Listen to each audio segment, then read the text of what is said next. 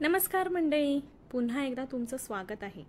आज आपण पाहणार आहोत चटपटीत तोंडाला पाणी सुटेल असा कैरीचा टक्कू। काही लोक ह्याला तक्कू असेही म्हणतात। टक्कू किंवा तक्कू तुम्ही काय म्हणता आम्हाला नक्की कमेंटमध्ये कळवा। तर कैरीचा टक्कू करण्यासाठी इथे मी 1 कप कैरीचा कीस घेतलेला आहे। मी घेतलेली कैरी ही थोडीशी अर्धपिकी आहे, तुम्ही पूर्ण कच्ची कैरी देखील घेऊ शकता। त्यानंतर मी इथे पाऊण कप गूळ घेतला आहे। जर तुमची कैरी थोडी जास्त आंबट असेल तर थोडा गूळ वाढवावा। त्यानंतर इथे मी 3 चमचे तिखट आणि चवीनुसार मीठ घेतलेलं आहे। आता हे गूळ, कैरी आणि मीठ व्यवस्थित मिक्स करून घ्यायचं आहे जोपर्यंत गूळ वितळत नाही। गूळ वितळल्यानंतर यामध्ये तिखटही मिक्स करून घ्यायचं आहे। त्यानंतर फोडणीसाठी इथे मी 2 चमचे तेल तापत ठेवलं आहे। तेल तापल्यानंतर त्याची आपण फोडणी करून घेणार आहोत। त्यासाठी इथे मी 1 चमचा मोहरी, अर्धा चमचा हळद आणि अर्धा चमचा हिंग घालून घेणार आहे।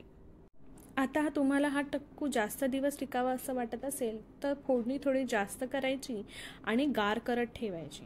आणि जर लगेचच वापरायचं असेल तर गरम फोडणीस आपण केलेल्या मगाच्या कैरीच्या मिश्रणावर घालून घ्यायची। मी ही फोडणी गार करून घालून घेतली आणि आता हे व्यवस्थित मिक्स करून घेते। आपला टक्कू आता तयार आहे। तुम्हीही हा नक्की ट्राय करून बघा आणि आम्हाला नक्की कळवा की कसा वाटला। अशाच रेसिपींसाठी आमच्या चॅनलला सबस्क्राइब करा, खा, प्या आणि मजा करा।